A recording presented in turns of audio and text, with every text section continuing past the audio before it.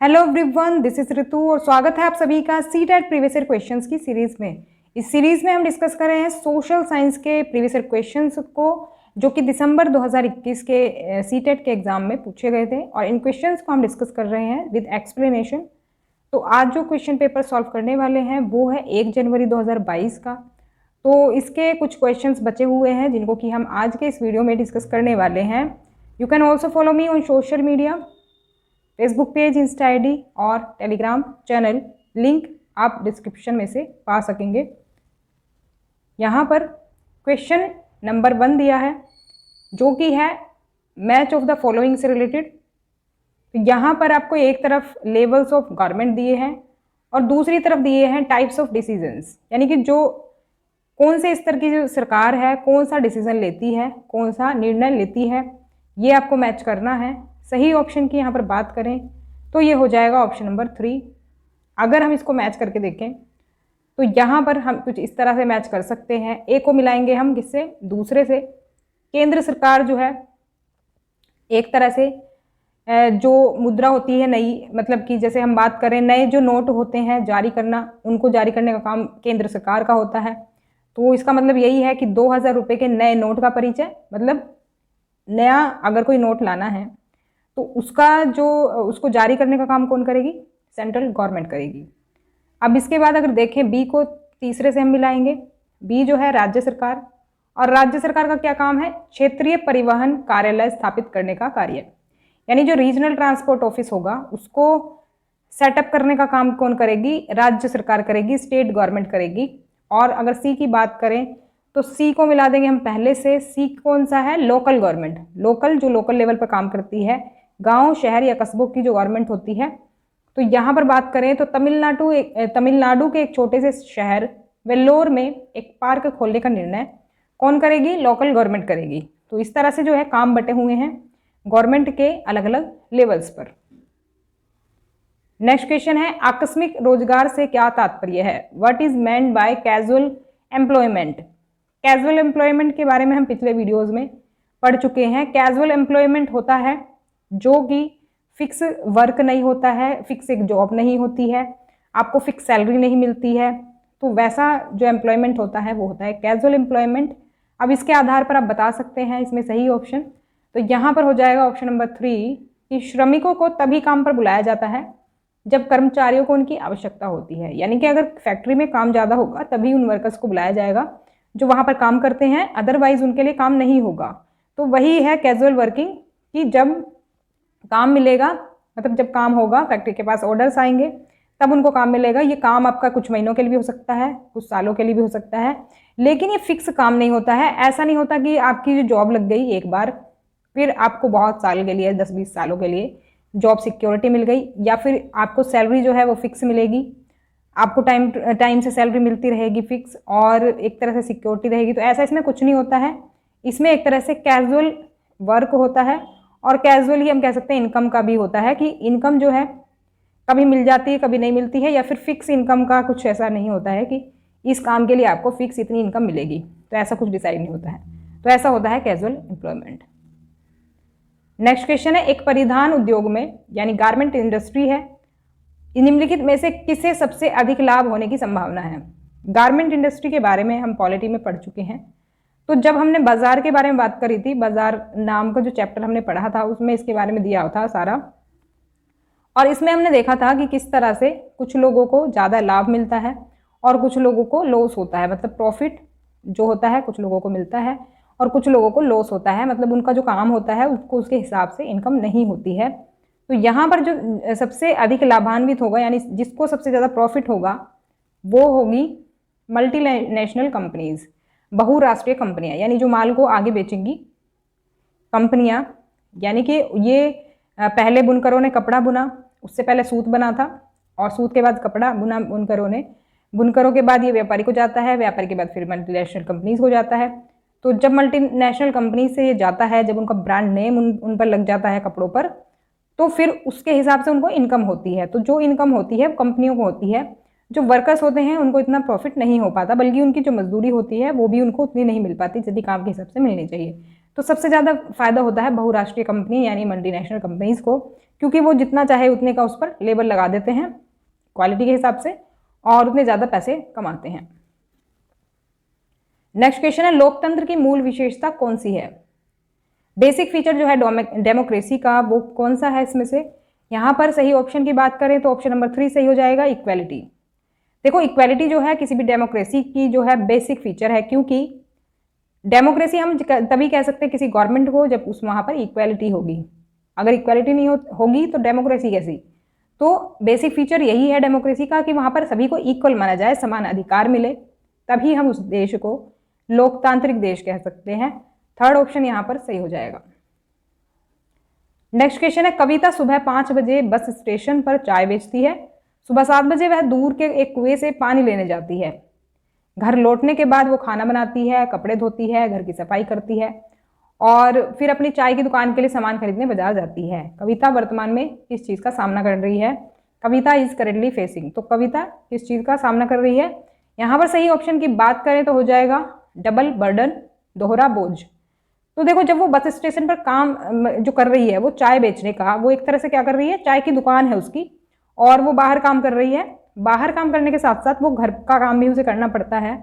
ऐसे सिचुएशन में हम क्या कहते हैं कि ये डबल बर्डन हो जाता है, जब कोई घर का काम भी संभाल रहा है और बाहर भी वो कुछ इस तरह का काम जो है वो संभाल रहा है, तो ये हो जाएगा क्या, डबल बर्डन, दोहरा बोझ हो जाएगा। सेकेंड ऑप्शन यहाँ पर सही होगा।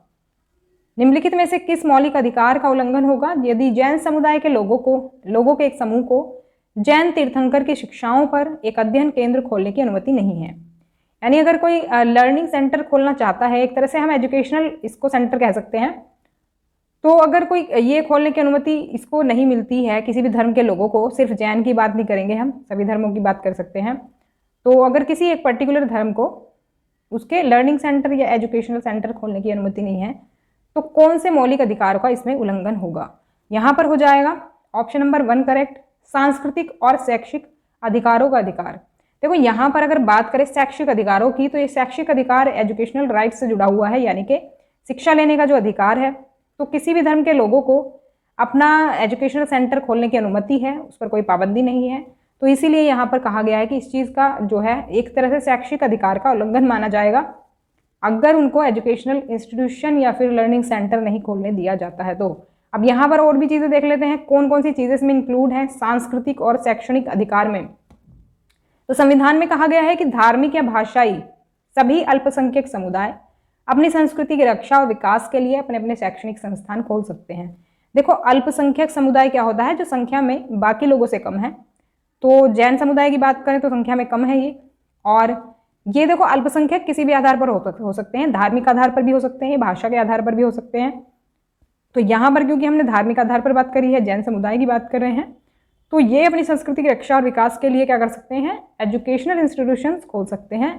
तो अगर उनको ऐसा करने नहीं दिया जाता है तो किसका उल्लंघन होगा, ये वाले अधिकार का, सांस्कृतिक और शैक्षणिक अधिकार का उल्लंघन माना जाएगा। तो बाकी मौलिक अधिकार भी आप यहाँ पर देख सकते हैं, 6 मौलिक अधिकार यहाँ पर दिए हुए हैं।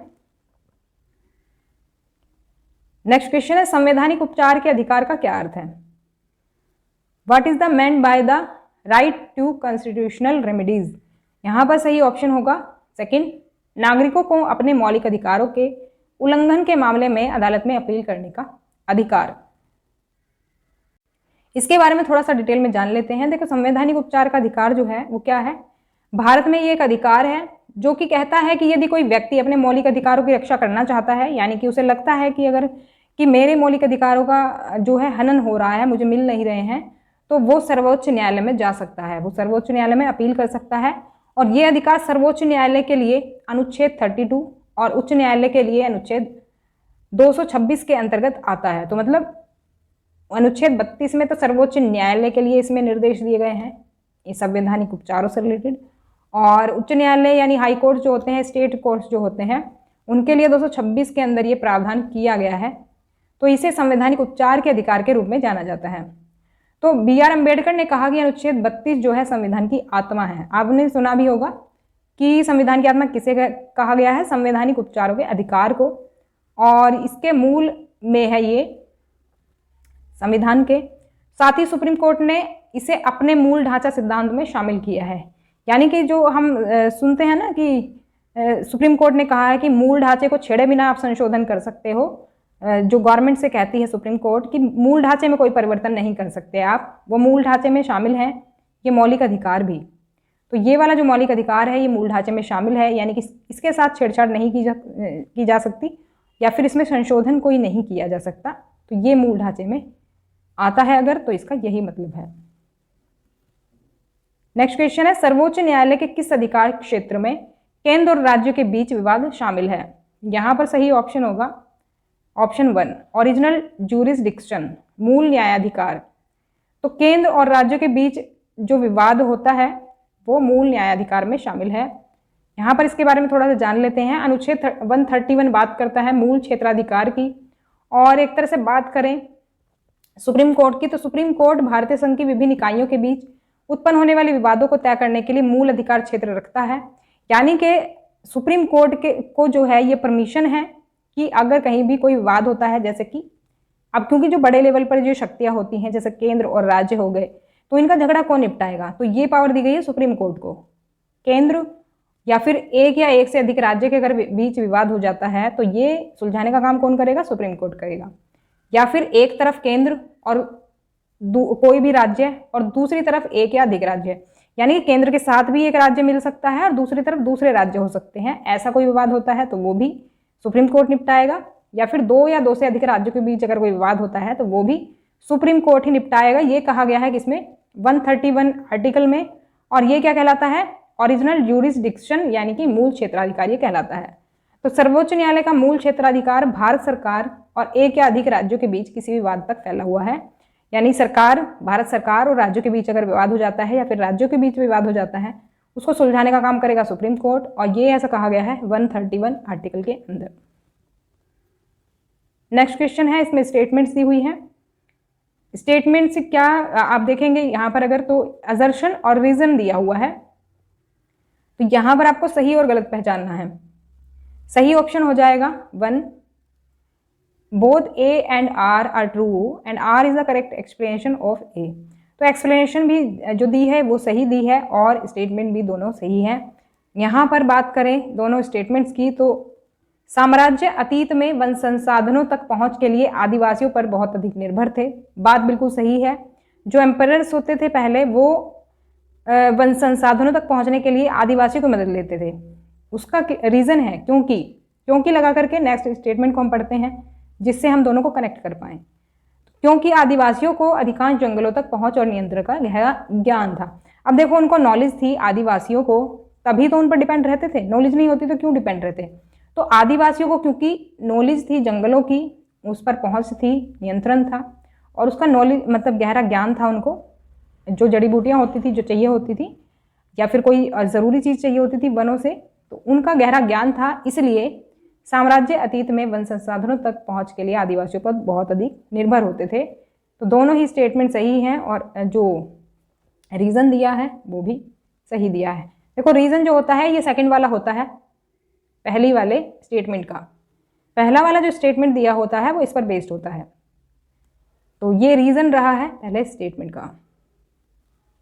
नेक्स्ट क्वेश्चन है, इसमें भी यहाँ पर दो स्टेटमेंट्स आपको दी गई हैं और सही गलत आपको पहचानना है।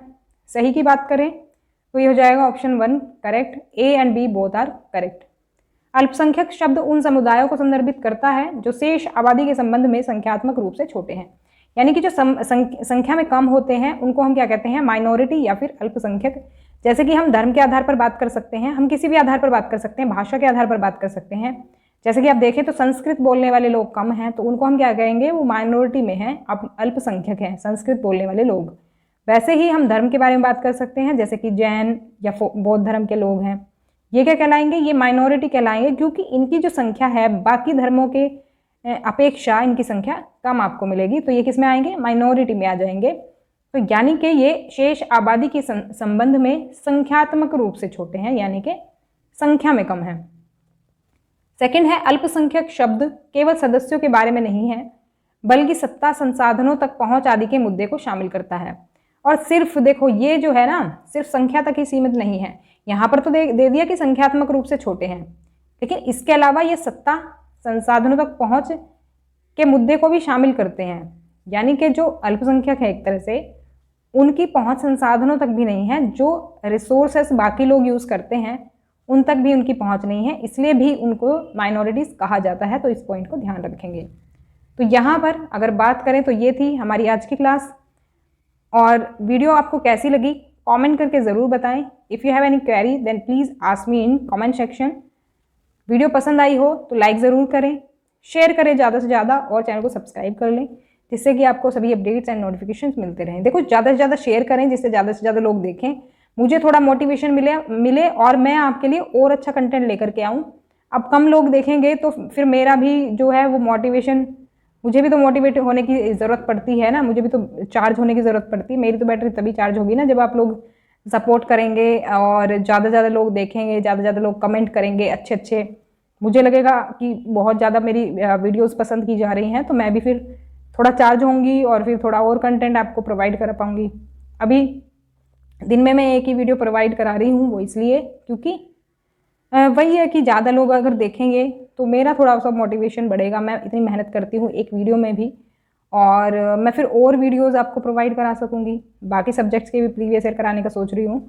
तो वही है ना, फिर एक पर भी इतना ज़्यादा अच्छा रिस्पॉन्स नहीं मिलता है, क्योंकि मुझे काफ़ी टाइम हो गया है इसी चैनल पर, और इसी चैनल पर काम कर रही हूँ मैं काफ़ी टाइम से। आप देख सकते हैं। वैसे तो इस चैनल को 2 साल होने वाले हैं, लेकिन मैंने जो काम लग करके शुरू किया, यानी कि रेगुलर जो मेरी वीडियोज़ आनी शुरू हुई है वो कुछ महीनों से ही आनी शुरू हुई है। पहले बीच में ब्रेक हो जाता था, तो अभी तो मैं कंटिन्यू ही कर रही हूँ, कंटिन्यू ही आ रही हैं वीडियोज़। तो अब वीडियो को ज़्यादा से ज़्यादा शेयर ज़रूर करें, जिससे कि बाकी लोगों तक वीडियो पहुँच सके। तो मिलते हैं नेक्स्ट क्लास में, तब तक के लिए stay connected and keep watching study more knowledge. Thanks for watching.